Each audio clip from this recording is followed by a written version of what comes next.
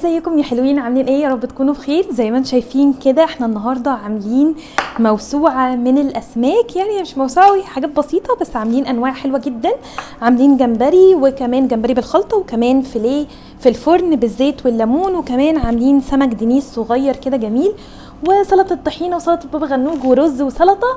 وقبل ما ندخل على الفيديو ما تنسوش تعملوا لايك للفيديو وسبسكرايب لو انتوا اول مره تشوفوني على اليوتيوب، وفولو لو انتوا بتشوفوني على الفيسبوك او بقيه المنصات. ودلوقتي يلا بينا على الوصفه عشان مرغيش كتير واضيع وقتكم، فيلا بينا على الوصفه.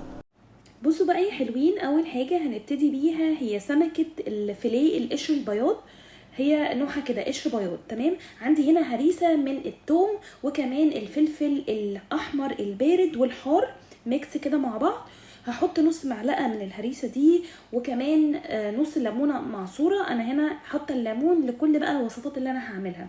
وكمان رشه من الملح، حوالي نص معلقه صغيره من الملح ممسوحه، وكمان نص معلقه صغيره من الكمون، وكمان هنحط رشه من الكزبره الناشفه هتدي برضو تست عالي جدا، وكمان رشه من الجنزبيل. الجنزبيل هنا يا جماعه هيخلي مفيش اي زفاره في السمك، ولازم فعلا تحطوه وتجربوه. فعلا اللي ما بيحبش السمك هيحبه. هتبلها كده بقى واعينها على جنب حوالي نص ساعه، وبعد كده بقى هجيب ورق فويل وورق زبده واحط فيها السمكه، ادخلها الفرن على درجه حراره 220 في الرف اللي في النص. هشغل الفرن من فوق ومن تحت بس. هطلعها بقى بعد ربع ساعة كده هتطلع بالشكل ده. ندخل بقى على السمك الدنيس الصغير. ده سمك دنيس صغير يا جماعة، طعمه بجد تحفة. هاخد حوالي معلقة صغيرة من الهريسة على معلقتين 3 كده من الليمون، يعني حوالي ليمونية كبيرة شوية. وكمان هبتدي احط نفس البهارات، نص معلقة صغيرة من الملح، ونص معلقة صغيرة من الكمون، وكمان نص معلقة صغيره من الكزبره او ربع معلقه صغيره من الكزبره الناشفه، ورشه الجنزبيل بتاعتنا اللي بتودي السمك فعلا في حته تانية. رشه بسيطه ما تكتريش.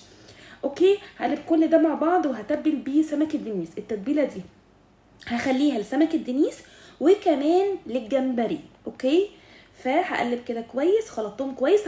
ازود كمان ربع معلقه من الهريسه عشان الكميه تكفي معايا باقي الاسماك اللي عندي.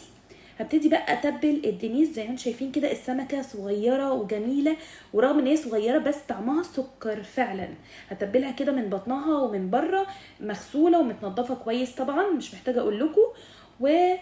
تبلناها كده بالشكل ده. هنحط بقى الجمبري اللي عندنا، حوالي ربع كيلو جمبري او نص كيلو جمبري كده.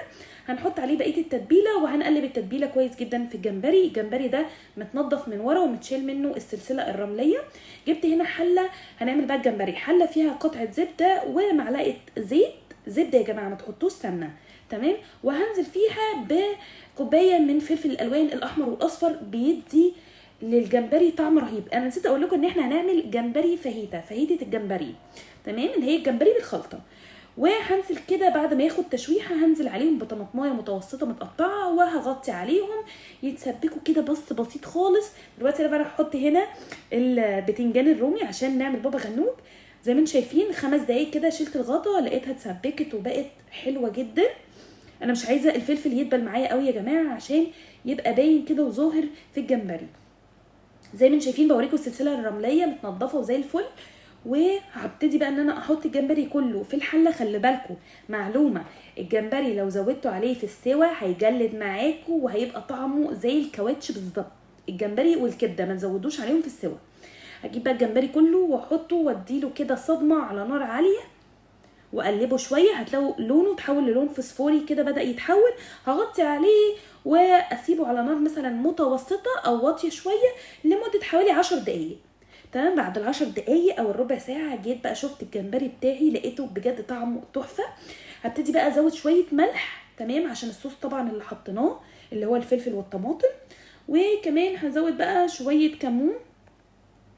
تمام، البتنجان ورا بيتشوي على النار، موطيه النار عليه خالص. شويه كمون وكمان شويه كزبره. مش هنحط بقى دلوقتي جنزبيل خلاص، احنا هنحط بس كزبره. ونقلب بقى كل ده كويس كده مع بعض. ويا سيدي بقى على الجمال وحلاوه الجمبري. فعلا الجمبري الفاهيتا او الجمبري بالخلطه ده بيبقى طعمه روعه، مش محتاجه اقول لكم، هو شكله بيتحدث عن نفسه فعلا. بس كده خلصنا كده خلاص الجمبري. ندخل بقى على سمك الدنيس. لا هندخل دلوقتي على الرز مش على سمك الدنيس، نسيت. هندخل دلوقتي على الرز. الرز طبعا كلنا عارفين بنعرف نعمل الرز ازاي. هنشوح الرز في معلقه زيت وبعد كده نغطيه بالميه، فوقيه عقله صباع، وبعد كده بس نحط شويه ملح ونغطيه، نسيبه على نار واطيه يستوي. بس كده. تعالوا بقى نعمل السمك الدنيس التحفه. هنجيب ورق فويل عشان ما نعكش الدنيا ونلغوص الدنيا والاطباق وكده والدنيا تتبهدل مننا حوالينا دقيق. هنحط عليه رشه كركم ورشه ملح. يا جماعه الكركم فعلا بيودي الدنيس او اي سمك مقلي، بيخليه شكله تحفه وزي بتاع المطاعم بالظبط. سوري على صوت الموبايل. فكنت بقول لكم ان الكركم بيخلي شكل الاسماك المقليه زي شكلها اللي بنجيبها من بره بالظبط، بتكون كده مصفره ولونها ذهبي وجميل. هنتبل بقى كله او يعني نخليه ياخد كفر كده كله بالدقيق والكركم والملح. وبعد كده بقى هنجيب طاسه هنحط فيها زيت، مش عايزاه زيت كتير قوي ولا زيت قليل قوي، وسط كده تمام. وهنعلي النار هنعلي النار في الاول. السمك ده سمك صغير يا جماعه، فهو مش بيحتاج ان انت توطي النار عليه. ليه؟ 5 دقايق على الناحيتين هتلاقيه استوى خلاص. فهبتدي بقى ان انا احط السمك كله في الزيت بالشكل ده. حاولي ما تكتريش الكميه قوي قوي قوي عشان لو السمك بتاعك كبير، عشان السمك يطلع معاكي كريسبي. بس كده دي كانت اول قليه. هسيبه بقى 5 دقايق على الناحيه دي، مش 5 دقايق كمان، هو مش هيكمل 3 دقايق. 3 دقايق على الناحيه دي.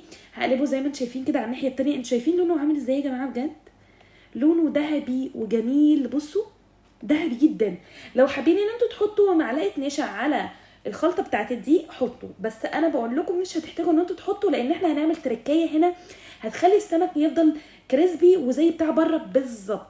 هصفيه كويس من الزيت. مش هطلعه يا جماعه على مناديل، ارجوكم لما تيجوا تقلوا اي حاجه في البيت ما طلعوهاش على مناديل في الاول، طلعوها على اي مصفى عندكم ستانلس، تمام، بحيث ان هي تصفي الزيت بس ما تكونش ملامسه للمناديل، فلما هتلمس المناديل هتطرى. لا انا عايزاها تنزل الزيت. هنزل السمكه على راسها بحيث ان راسها تبقى تحت عشان الزيت كله ينزل، لكن لو نزلتيها على ديلها الزيت هينزل منها ازاي؟ تمام. فهبتدي بقى ان انا ارص كل السمك بتاعي كده جنب بعض. شكله بجد يعني جوعني والله جوعني. هبتدي بقى ان انا ارصه كده كله جنب بعض. وبعد ما هرصه بقى كده على المصفى هبتدي ان انا اطلعه على مناديل، تمام، بالشكل ده. شكله تحفه. بس كده بقى هنيجي بقى عند سلطه الطحينه. حطيت نص كوبايه طحينه عليها شويه من الميه، فكيتها كده ميه دافيه عشان ما تكتلش معاكي. فكيتها كده وحطيت عليها عصره نص ليمونه، شويه كمون، شويه ملح، عايزه تزودي شويه شطه حطي عادي مفيش مشكله، شويه بقدونس مثلا لو حابه. اي الاضافات دي حطيها عادي مش هيحصل اي حاجه وهتديها تست حلو. وكمان هنزود نص معلقه من الهريسه اللي انا قلت لكم عليها، الثوم مع الفلفل الاحمر والبارد والحار. الخلطه دي على فكره انا بعملها عندي.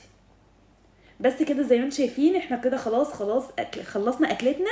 سمك الفيليه التحفه طلع خلاص من الفرن، وكمان الفاهيتة الجمبري، سلطه الطحينه، الدنيس، الرز، كل الجمال ده. بس كده يا رب فيديو النهارده يكون عجبكم وتكونوا استفدتوا من الفيديو. ولو الفيديو عجبكم ما تنسوش تعملوا لايك للفيديو وشير للفيديو، واشوفكم الفيديو جاي على خير، وباي باي.